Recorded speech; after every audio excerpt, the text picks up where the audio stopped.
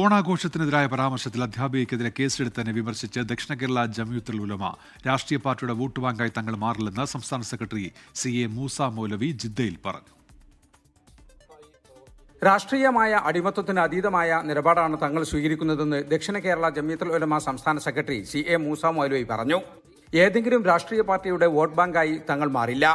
വിഭാഗീയതയില്ലാതെ എല്ലാവരെയും ചേർത്ത് നിർത്തുന്ന നിലപാടാണ് സംഘടനയ്ക്കുള്ളത്. ഓണാഘോഷത്തിനെതിരായ പരാമർശം നടത്തിയതിന് അധ്യാപികയ്ക്കെതിരെ കേസെടുത്തത് വിവേചനമാണ്. എല്ലാവർക്കും തുല്യനീതി ഉറപ്പാക്കാൻ സർക്കാർ തയ്യാറാകണമെന്നും അദ്ദേഹം ജിദ്ദയിൽ പറഞ്ഞു.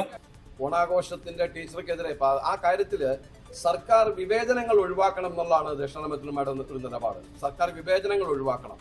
അതായത് NSSന്റെ ഒരു കോളേജിൽ സമാനമായിട്ട് വേറൊരു സംഭവം ഇതുകൊണ്ട് ഉണ്ടായിട്ടുണ്ട്. നിങ്ങൾക്ക് ശക്തമായിട്ട് അറിയും. ഇത്തരം ഘട്ടങ്ങളിൽ തെറ്റിനെ തെറ്റായ നിലയ്ക്ക് സമീപിക്കാൻ ഏതൊരു സർക്കാരിനും അധികാരമുണ്ട്. പക്ഷെ അവിടെ ഒരു മുസ്ലിംകൾ അല്ലാത്തവരെന്ന വിവേചനം ഉണ്ടാകുന്നു എന്ന ഒരു പരാതിയും പ്രതിഷേധവും ദക്ഷിണ ജംഇയ്യത്തുൽ ഉണ്ടാക്കാനില്ല. തെക്കൻ കേരളത്തിലെ പ്രമുഖ സുന്നി സംഘടനയായ ദക്ഷിണ കേരള ജംഇയ്യത്തുൽ ഉലമയുടെ 70ാം വാർഷികം ഒരു വർഷം നീണ്ടു നിൽക്കുന്ന ബഹുമുഖ പരിപാടികളോടെ ആചരിക്കുമെന്നും മൂസ മൗലവി പറഞ്ഞു. 2026 ജനുവരി 19 കൊല്ലം ആശ്രമ മൈതാനിയിലാണ് ഉദ്ഘാടന ചടങ്ങ്. സംഘടനയുടെ പോഷക ഘടകമായ ദക്ഷിണ കേരള ഇസ്ലാമിക് കൾച്ചറൽ സെന്ററിന്റെ ആഭിമുഖ്യത്തിൽ വിദേശ രാജ്യങ്ങളിൽ മീലാദ് ക്യാമ്പയിനും 2ാം വാർഷികവും ആഘോഷിക്കുമെന്നും അദ്ദേഹം പറഞ്ഞു.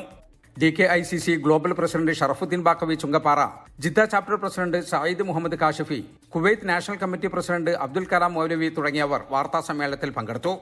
ജലീൽ കണമകലം, 24 ജിദ്ദ.